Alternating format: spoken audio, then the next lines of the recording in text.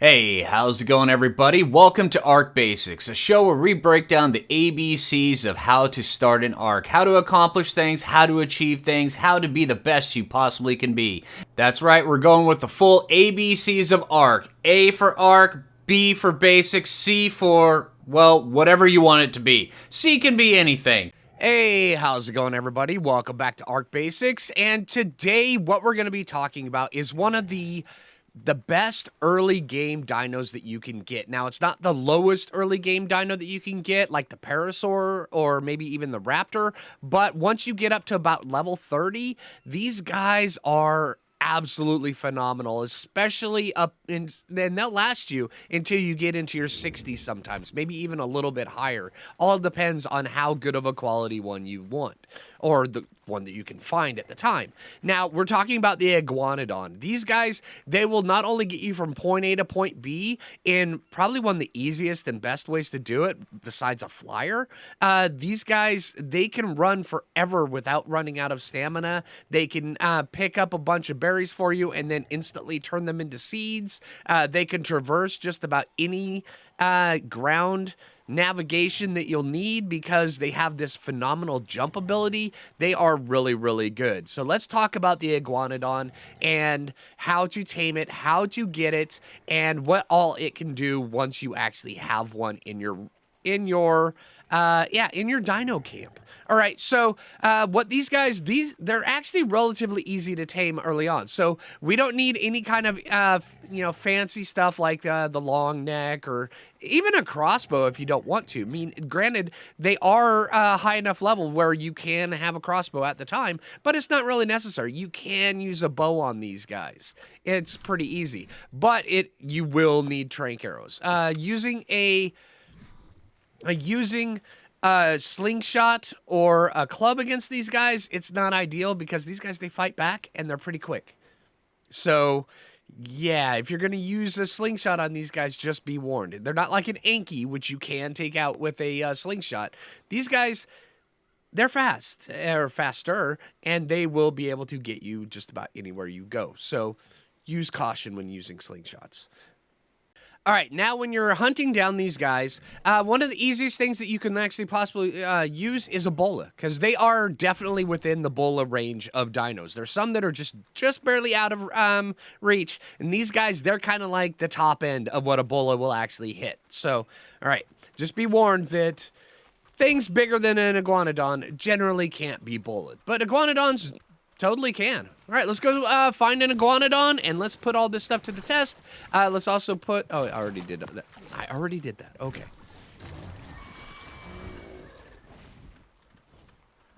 All right, now Iguanodons, where I'm looking at on the map is down here in the very bottom left corner, but Iguanodons, they will spawn pretty much... Matter of fact, here, let me show you. Iguanodons will pretty much spawn, see this line right here? Just form a line that comes right up like this, and pretty much anything south of that, they'll spawn right there. And they're pretty common, too. So, yeah. All right, I think I found one. Yep. All right, so now what you want to do is, because they are going to be just completely passive until you get up close to them, but if you hit them, they will absolutely fight back. But their AI has always been, they'll take a couple shots at you, and then they'll take off for a little bit, and they'll run back, and then they'll smack you some more. So, yeah, just be prepared for that. All right, so let's go see. Bam! All right, now at this point, we're just going to want to just keep pelting him until he passes out. Some dinos, you're gonna be able to wait in between shots, but on these ones right here, especially the high... Oh, this guy's only level 15. All right, but on the higher level ones, you're not going to have much time. You're actually just going to want to just pelt them and then just knock them out that way. The lower level ones, yeah, you have a little bit of wait time. All right, and these guys right here, they're just measureberry tames. If you are going to use crops or kibble, you can absolutely do it. These guys take simple kibble. If you want to know the recipe for a simple kibble, just open up a cooking pot and then look at kibble and then right there. All right. A lot of times I used to link that on the on the screen, but that's no longer necessary with the new cooking pot. So all you do is, if you have a question about the ingredients for kibble, just open up a cooking pot. And there you go. Et voila. All right, let's throw these in there. And then, like with most tames, we'll also put those in there.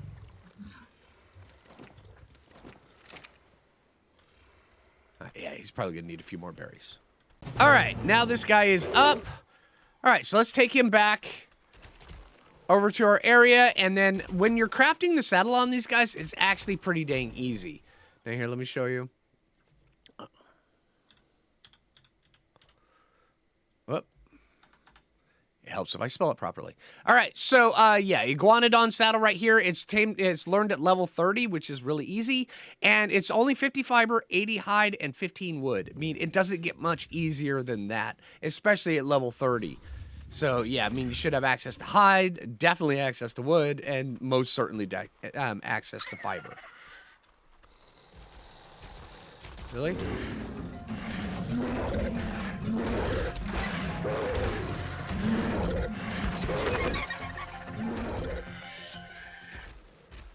All right, but yeah, these guys, they actually can pack a wallop, although their ability to fight will kind of be outclassed as you get into tougher stuff. So yeah, just be very aware of that, because it can feel like, you know, while you're leveling up and you're getting used to your Iguanodon, these guys, they can actually hold their own, and you're not wrong. They can actually hold their own. But when you start getting into a little bit more dangerous fights, they will crumble, and they will crumble quickly. So be careful of that.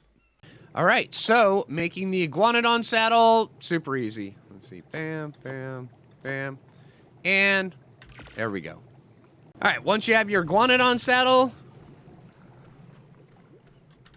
put that here, there, and then now, these guys, they actually have a really, really cool special ability. So what they will actually do is, when you open up the reticule like this, you can go to seed fruit in inventory. Now, what this will do is it will actually take all of the fruit, all of the berries that we had in there, and then turn it directly into seeds. So where you can either use them to plant, or you can also use them for whatever. They will actually have a longer spoil time now. They do still keep a spoil time, but they will have a longer spoil time. But you can still eat them just like that, which means that you can make your berries last quite a bit longer. And then later on, when ASA eventually gets into aberration, if this is like how it was in on Ark Survival Evolved, then the seeding will actually be a lot easier, because the light pets, they prefer to eat seeds over most other berries. So yeah, it makes it a lot easier for getting food for your light pets. It's actually pretty good. All right, now what these guys will do, you will notice these guys actually have several different means of being able to just get around. All right, so the regular one right here, this is on all fours. You will notice that they can literally run forever. You notice that his stamina up on the top right, it's just not going down. It's because they use up 0 stamina for running like this, and they will run pretty dang fast.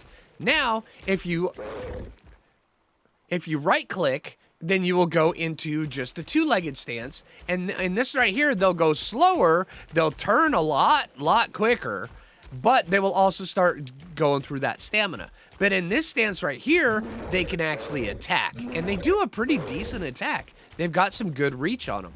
All right, here, let's see. Sure, over Raptor. I mean, and they actually do a decent amount of damage too. This guy right here, he's only in his 20s. And he's already hitting pretty dang hard. So their baseline damage per attack is actually pretty good. And it scales up really well. Which is why these guys, they can hold their own in a fight. Especially during during the lower levels, until you get up to like 60, 70, stuff like that. But I would not take one of these up against a pack of Allosaurs. You will lose. So, yeah. Right, but Raptors, the occasional Carno, Yeah, these guys, a high level one of these guys, you can actually do it. I would not take this guy up against the Carno, though. I just wouldn't. He's too low level. All right, now another cool ability these guys have. Let's go down into this stance. You notice when we're down like this, I cannot jump.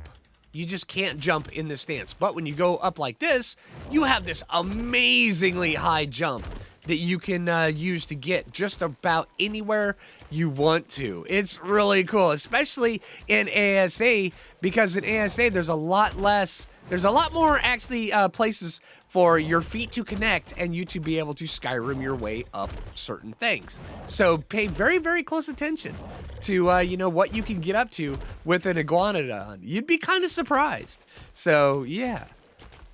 All right, and then another added benefit to these guys, you can actually whip out your weapon right on the back of them. It takes a little bit of practice, but they are in the range of those dinos where you can actually fire off the back of their saddles, which makes them even more handy. And yeah, for helping get those other tames early on in the game. All right, now leveling these guys up. There's a couple different leveling paths I would recommend. One of them is just an all-purpose, well-rounded version of this guy. And for that one right there, for every 5 levels, I would actually recommend you put at least, I'd say, 3 into health, and then 1 into weight, depending on what your weight stat is. Granted, if you're getting close to, you know, 800 weight, you don't need to increase that at all. And then if you don't need to increase that, just 2 into melee damage. And then every once in a while, throw an extra point into stamina. That's it. But I would take it out of health and put it into stamina. That way there, you actually have one that you can fight, you can run, and, you know, if you need to, you can actually sit on the back of it and take a couple hits while you're busy tanking something, as to where you can tame it, knock it out. And it makes it a lot easier that way. But if you're going to use it for just a speedrunner mount, I mean, really the only thing you need is just enough weight to get you over there, so whatever you're carrying, it will be able to carry it without being loaded down at all, and then a bunch of health so where you can run through the thick of just about anything, and then take those hits, and then stamina just in case if you get knocked out of this bipedal stance. So yeah, and that's really it. All right, so hey, anyway, I hope you guys, I hope this video helped you out. I hope you guys enjoyed the basics videos. Yeah, all right, so hey, I mean, that's Iguanodon, and these guys are actually really, really, really good mounts, especially early on. Yeah, I'm saying good things about you. All right, so hey, I hope the video helps you out. If you haven't already, make sure you hit that like button. I really appreciate it. If you're new around here, subscribe. And until next time, this is Phlinger, and take it easy, everybody.